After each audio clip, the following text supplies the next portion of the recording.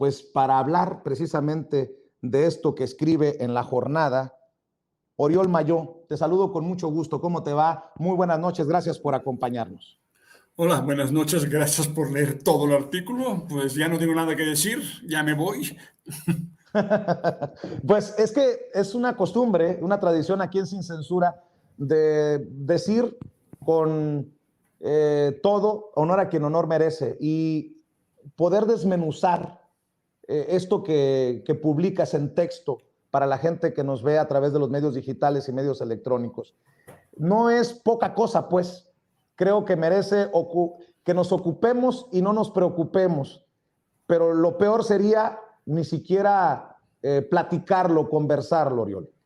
Sí, sin duda. Y el tema del hispanismo es un tema que a veces nos queda lejos. Es decir, el tema de España es un tema que en México es importante en el sentido histórico de entender una relación que nunca ha sido de pares. Yo diría en el sentido que, en general, yo llegué a México con 38 años y pues ya soy mexicano, pero tengo también la visión del otro lado y sí puedo decir que en general lo que no existe es una visión de igualdad entre países que, digamos, vienen de historias muy distintas, divergentes, de víctimas y victimarios. Pero en ese sentido, lo esencial que cabe explicar aquí es que la hispanidad existe porque fundamenta la razón de ser, da un sentido a un dominio político, económico y cultural.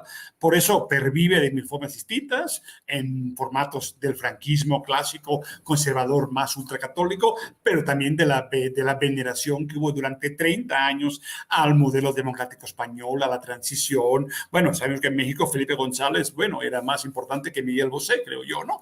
Llegó a ser una veneración realmente, a mí me enojaba de una forma tremenda que punto se vendió la gata revolcada de la democracia española como un modelo cuando nunca lo fue.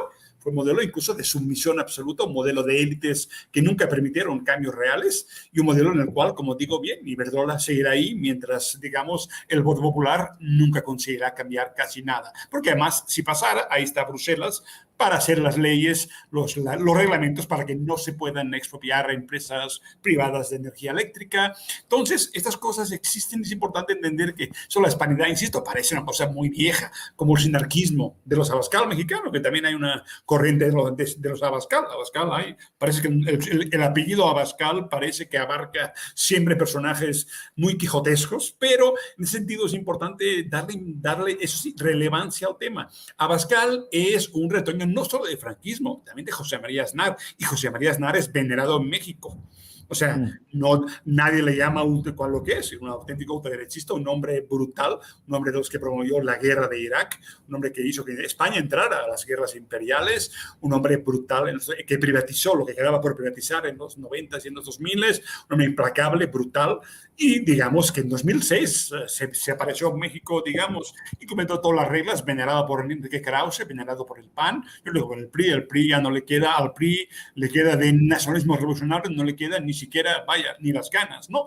O sea, en todo caso, esa es la clave. No solo se hablar del franquismo, digamos, ese modelo español ha sido siempre la forma de legitimar un dominio. Y ahí tenemos, por cierto, el caso de Julen Rementería, el senador, que es curioso porque estuve leyendo ahora, él es descendiente de vascos.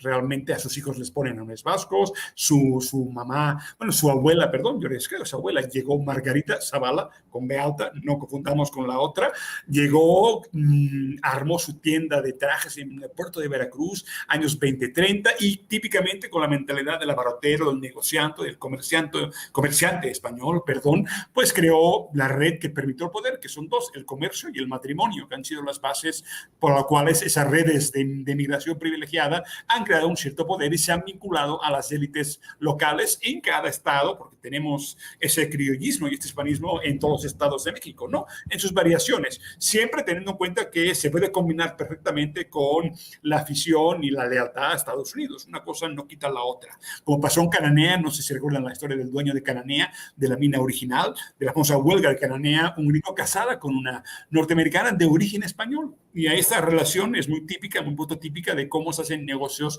en América Latina. Y nomás te resumo una frase que dijo Alfonso XIII, el abuelo del rey exiliado, que desapareció y que ahora está buscado por la misma policía porque se robó demasiado y pues ya desapareció, ya no tiene hijos ni ya nadie sabe dónde está, porque está en algún país árabe. Bueno, pero decía algo muy importante, que Estados Unidos se requiere, porque Estados Unidos es quien da los golpes de Estado. Pues alguien tiene que hacer el trabajo sucio. Y la Armada Invencible, pues ya no está disponible. Desde la guerra de Cuba, España no tiene ningún poder militar. Pero para eso está Estados Unidos, que tiene una red impresionante, una capacidad impresionante que nadie le va a negar. En cambio, España lo que tiene es la legitimidad, su pertenencia, sus lealtades de élites, desde Bolivia, como vimos, Chile, Argentina, en todas partes, digamos, la matriz esta cultural existe y se forja siempre al lado de Estados Unidos. Hay vascos, asturianos, pero también libaneses, de judíos, siempre he sentido la pertenencia a un grupo, digamos, procedente, al menos que siente que se vincula a otro país, a otra realidad, permite también ese criollismo o esa palabra que decía un intelectual chileno, Miguel Ríos Mix, que se llama el bovarismo exótico. Como daba Madame Bovary, gente que nace en un país, que ya nomás sus abuelos no lo eran, pero se sigue sintiendo parte de otro país. Eso que decía en el texto de los Pieds Noirs, que recordemos que es el grupo de colonizadores franceses, gente que llegó a Argelia en el siglo XIX, gente de muchos países distintos, provenían muchos de España, que eran colonizadores que vivieron en Argelia 130 años, abuelos, padres, hijos, y que en los años 50, cuando la guerra de independencia de Argelia, lucharon con una brutalidad impresionante contra los argelinos, contra los naturales, y al final perdieron la guerra de Argelia. El año 62, con los barcos casi de terror, tuvieron que escapar de Argelia, de su colonia, digamos, y ya para siempre pues, refugiarse en Francia o en España. Uh-huh. Esa es la clave de ese pensamiento, esa incapacidad de formar parte de una tierra, de una nación y siempre sentir que tienen unos derechos adquiridos. Y esa parte se combina, en el caso español, por obvias razones, asturianos, cántabros, de varias regiones, han tenido gran influencia económica. Hay grupos económicos muy importantes vinculados a gallegos, a leoneses, y eso ha combinado un espíritu en las élites que, sin perder la lealtad a quien manda de verdad, que pues es Washington, también permite cohesionar muchos frentes con España. Ahí tenemos el caso de Carlos Slim, que siendo libanés, pues es muy amigo, digamos, de Gente de Avión, que es un pueblo gallego donde prácticamente tenemos a grandes familias gallego-mexicanas que tienen gran poder e influencia. Entonces, esas claves explican que el hispanismo no es un vejestorio, un cachivache, algo rancio, que sí lo es, porque Abascal es rancio a más no poder, pero esto no quita que realmente influyen, determinan y, por cierto, no tienen vergüenza alguna. Aunque Lili Telles pida perdón, realmente la ultraderecha mexicana, el sector más conservador, se alía perfectamente con liberales. A la hora de la verdad saben pactar perfectamente y aunque algunos se tapen la nariz, pactan todos juntos. Siempre el poder económico tiene la capacidad de pasar por encima de las diferencias, cosa que en el otro lado a veces pasa menos. Aquí acabo porque soy demasiado me pierdo en mil cosas y luego ya pobre y hablo muy rápido y luego no me entiende nadie y mejor voy más. Una cosa, Oriol Mayó, nuestro colega periodista Oriol Mayó, que publica este extenso, jugoso texto en La Jornada, que incluyamos en esta mesa de diálogo al doctor Isaac de Paz González, jurista y constitucionalista, para que también nos comparta su visión, sus opiniones, porque quiero preguntarles, y te saludo con mucho gusto, Isaac, ¿cómo estás? Muy buenas tardes, muy buenas noches. No escucho a Isaac de Paz, no escucho al doctor. Buenas noches, Vicente, disculpa.